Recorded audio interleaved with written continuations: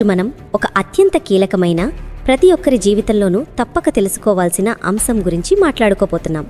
అది మన ఆస్తులకు, మనకు అనుకున్న వారికి మన తర్వాత ఎలాంటి ఇబ్బందులు రాకుండా చూడటానికి ఉపయోగపడే ఒక శక్తివంతమైన సాధనం. అదే వీలునామా మరియు దాని రిజిస్ట్రేషన్ ప్రక్రియ. మనలో చాలామంది జీవితాంతం కష్టపడి పనిచేస్తాం, ఆస్తులను కూడబెడతాం, ఇల్లు కట్టుకుంటాం, పొలాలు కొంటాం, పిల్లల భవిష్యత్తు కోసం పెట్టుబడులు పెడతాం. ఇదంతా ఎందుకు? మన కోసం, మన కుటుంబం కోసం. మన తరువాత కూడా మన కుటుంబ సభ్యులు, మన పిల్లలు ఆర్థికంగా ఎలాంటి ఇబ్బందులు పడకూడదని, మనం సంపాదించిన దాని ఫలాలను వారు ప్రశాంతంగా అనుభవించాలని మనమందరం కోరుకుంటాం. ఇది సహజం. కానీ ఒక్క క్షణం ఆలోచించండి. మనం ఎంతో ప్రేమగా కష్టపడి సంపాదించిన ఈ ఆస్తులను మన తదనంతరం మన వారసులకు ఎలా అందించాలి? నా పిల్లలకే కదా చెందేది, ఇందులో పెద్ద విషయమేముంది అని చాలామంది అనుకుంటారు.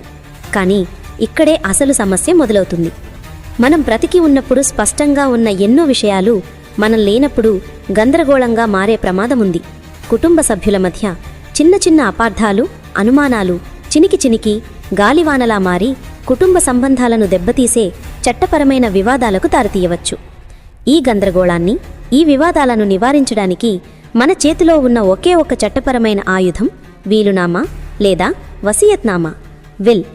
మనం మన ఆస్తులను మన తదనంతరం ఎవరికి ఏ నిష్పత్తిలో చెందాలో స్పష్టంగా రాసిపెట్టే పత్రమే వీలునామా.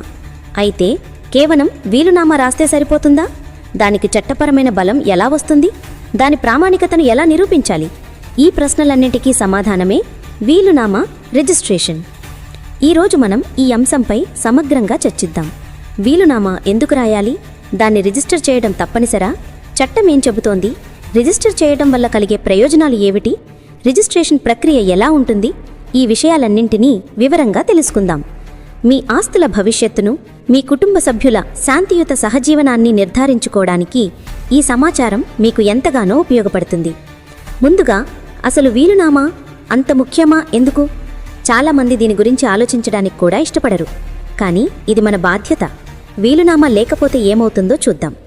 ఒక వ్యక్తి వీలునామా రాయకుండా మరణిస్తే అతని ఆస్తులను చట్టప్రకారం వారసులకు పంచుతారు. దీన్నే ఇంటెస్టేట్ సక్సెషన్ అంటారు. దీనికి భారతదేశంలో మత ప్రాతిపదికన వేరువేరు చట్టాలు ఉన్నాయి. ఉదాహరణకు హిందువులు, బౌద్ధులు, జైనులు, సిక్కులకు హిందూ వారసత్వ చట్టం 1956 వర్తిస్తుంది. ఈ చట్టం ప్రకారం మరణించిన వ్యక్తికి ఉన్న క్లాస్ 1 వారసులకు, అంటే ఉదాహరణకు భార్య, పిల్లలు, తల్లి ఆస్తి సమానంగా పంచబడుతుంది. ఇందులో సమస్య ఎక్కడొస్తుంది? ఉదాహరణకు